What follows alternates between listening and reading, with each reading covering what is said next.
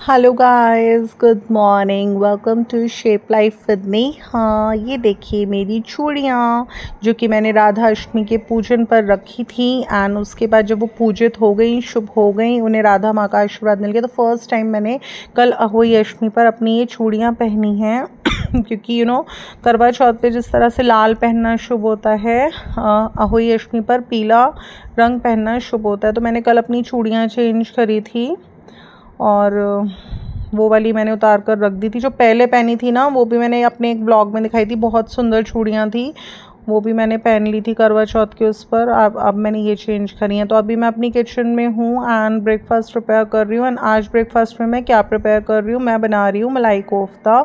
तो मैंने सोचा कि आज मैं मलाई कोफ्ता ना अपने इंस्टेड ऑफ डीप फ्राइंग दी कोफ्तास, मैं सोच रही थी अब एयर फ्रायर मैंने निकाल ही लिया है तो इसे किचन में ही रख लिया। एक्चुअली क्या होता है कि बार बार जो हम इसको स्पेस मीन स्टोरेज स्पेस कम होने की वजह से मैं इसको ना कहीं बाहर स्टोर करती हूँ, रूम की अलमीरा वगैरह में। तो फिर ऐसे ही हो जाता है, बड़ा मुश्किल कि निकालने में आलकस आता है, तो ये लगता है यूज़ ही नहीं हो पाता।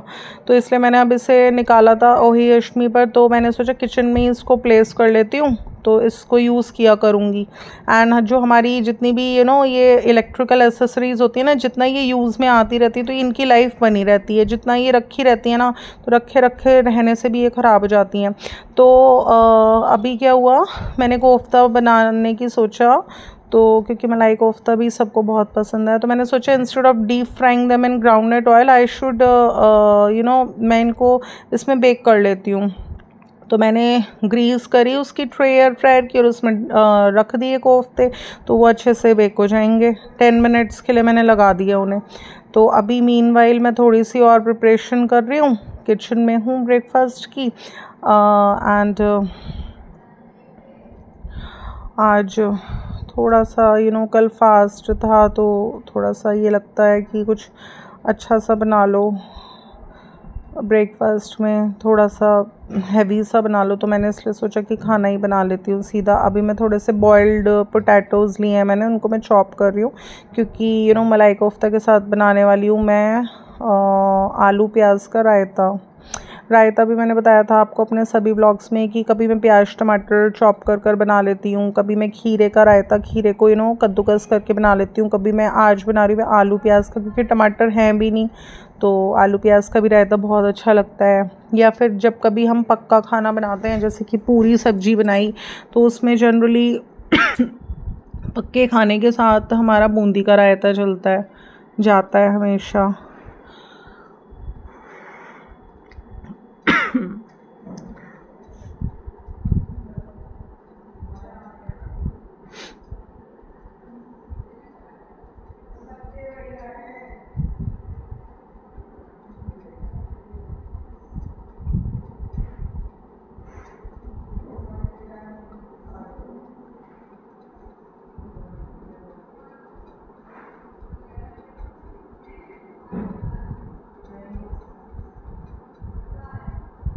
ये देखिए गाइस, ये क्या हैं, गोलगप्पे। ये मेरी मदर इन लॉ ने भेजे हैं, मतलब उन्होंने कल हुई अष्टमी थी तो कल भेजे थे हम लोगों के लिए, बच्चों के लिए, हम सब के लिए। तो कल तो एक्चुअली मैंने बताया था हुई अष्टमी वाले दिन तो बहुत सारी चीज़ें बनाई थी मैंने स्पेशल, तो किसी ने नहीं खाए, तो इसलिए फिर जो इसके साथ आलू वगैरह आते हैं थोड़े स्पॉयल हो गए थे। ऑल्दो मैंने उन्हें रेफ्रिजरेटर में रख दिया था, बट फिर भी मैंने देखा वो थोड़ा सा टेस्ट में मुझे सही नहीं लगे, तो इसलिए फिर मैंने थोड़े से आलू, मैंने एक आलू अलग से इनके लिए थोड़ा सा चॉप कर लिया। और अभी मैं अपने बच्चों को गोलगप्पे भी साथ में पूछ लेती हूँ। तो गाइज़ यही होता है, जैसे अब कोई मदर इन लॉ ने कुछ भी खाने पीने की चीज़ भिजवा दी, मैं तो अपना प्रॉपर टाइम पर नाश्ता, दोपहर का खाना और डिनर बनाती ही हूँ, बट इत्तेफाक से मैंने ब्रेकफास्ट प्रिपेयर कर लिया और नीचे से कोई खाने पीने की चीज़ आ गई तो मैं पूछ लेती हूँ इनसे, ये खाओगे या जो मैंने बनाया वो खाओगे। अगर ये कहते हैं कि वो खाऊँगा जो नीचे से आई है, तो मैंने कहा ठीक है ये खा लो, ये बाद में खा लेना।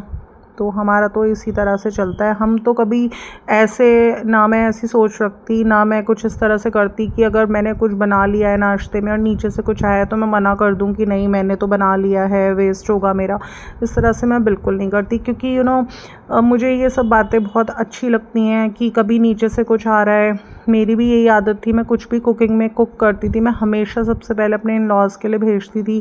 बट गाइज़, समझने वाले समझ जाते हैं और कोई ना भी समझे तो हमें फ़र्क नहीं पड़ता, क्योंकि हमें अपनी मेंटल हेल्थ को खुद ही अच्छा रखना पड़ता है।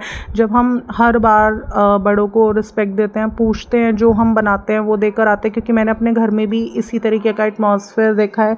मेरी मॉम कुछ भी बनाती थी तो मेरी छोटी भाभी के लिए हमेशा भेजती थी, और छोटी भाभी कुछ बनाती थी तो वो मेरी मॉम के लिए हमेशा भेजती थी। तो मैंने इसी तरीके का बिहेवियर देखा है अपने घर में। तो मेरी भी यही आदत थी, शुरू से कुकिंग का शौक़ भी है मुझे। कुछ भी मैं बनाती थी तो मैं इन लॉज़ को हमेशा पूछती थी। बट जब आपको एक बार नहीं हज़ारों बार नेगेटिव रिस्पॉन्स मिलेगा तो आपको भी फिर फील होता है कि लाइक हमेशा क्रिटिसाइज़ किया जाता है मेरी चीज़ों को, तो इंसान रुक जाता है, कहीं आकर स्टॉपेज लगा देता है। बट ऐसा मैं कभी नहीं करती कि अगर मेरे साथ कोई इस तरह से कर रहा है तो फिर मैं भी उस पर्सन के साथ इस तरह से करूं।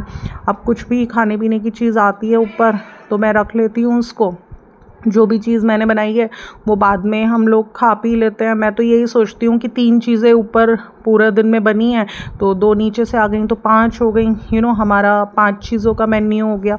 तो I take everything very positively and कई बार क्या होता है गाइस, हम जिस तरह से हमारे पेरेंट्स ने हमें ब्रॉट अप किया है या फिर जिस तरीके का एटमॉस्फेयर हमने अपनी फैमिली में देखा है, मायके फैमिली में, हमें हम कोशिश ही करते हैं, जो चीज़ें हमारी ब्लड में होती हैं ना वो एकदम से नहीं जाती।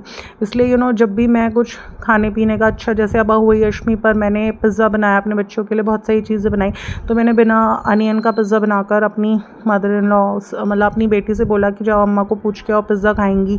बट उन्होंने कुछ खा लिया होगा तो उन्होंने मना कर दिया। बट मैं यहाँ पर ये बात ज़रूर डिस्कस करूँगी अपने व्यूअर्स से कि अगर मैं उनकी जगह होती ना तो मैं चाय लेकर रख लेती, मैं मना नहीं करती।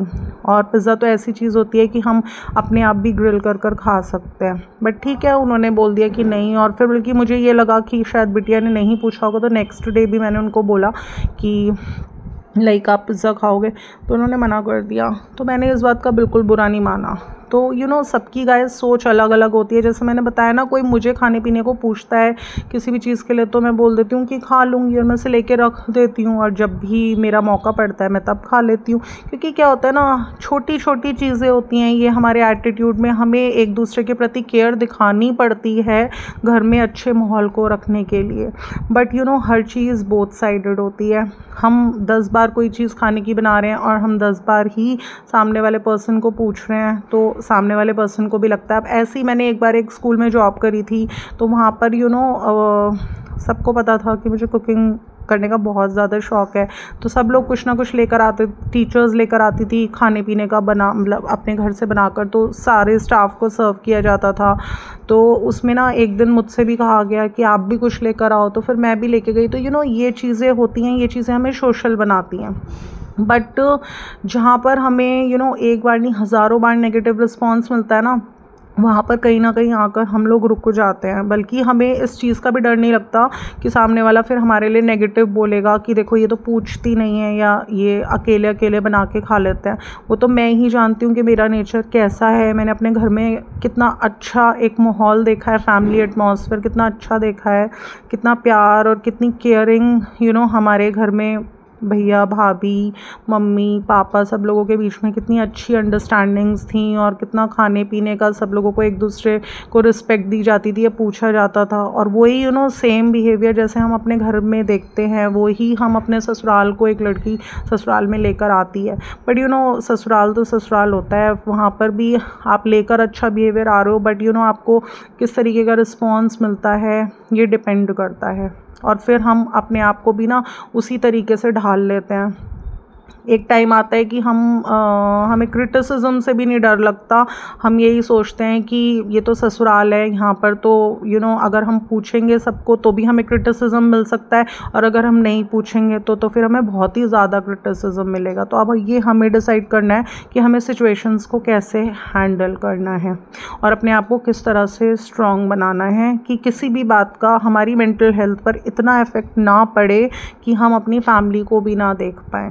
क्योंकि गाइस क्या होता है सबसे बड़ी रिस्पॉन्सिबिलिटी एक पर्सन की होती है कि वो अपने आप को खुश रखे। जब तक हम अपनी खुशियों के लिए दूसरे लोगों पर डिपेंडेंट रहते हैं ना, तो हम हमेशा परेशान रहते हैं। बट एंड टाइम एक टाइम आता है, हम ये सोचते हैं कि हमें घर के काम भी करने हैं, हमें अपनी गृहस्थी देखनी है, अपने बच्चों को देखना है, अपने हस्बैंड को देखना है, जो हमारी अल्टीमेट रिस्पॉन्सिबिलिटी है। और ये सब चीज़ें ना हमारे मन को मेंटल हेल्थ को बहुत स्पॉइल करती हैं।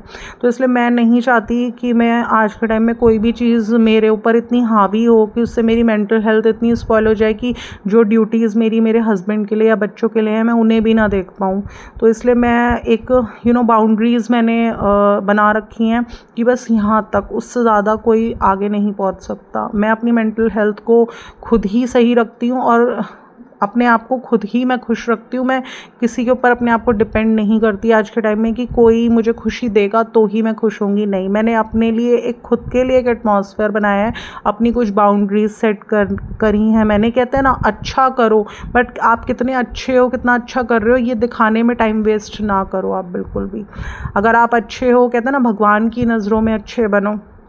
दुनिया की नज़रों में अच्छे बनने का मतलब है जस्ट दिखावा करना। तो ये देखिए, मैंने आज इंस्टेड ऑफ डीप फ्राइंग मैंने आज क्या किया है, मैंने अपने कोफ्तों को बेक करा है अपने एयर फ्रायर में, क्योंकि ये फ़ैट फ्री स्नैक्स मेकर होता है।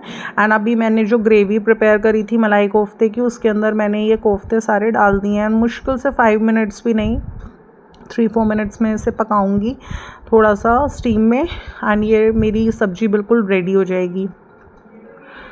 तो ये देखिए गाइस, आज हमारे नाश्ते में है मलाई कोफ्ता एंड आलू प्याज का रायता, साथ में हो गए हमारे साथ 5-6 गोलगप्पे भी हैं।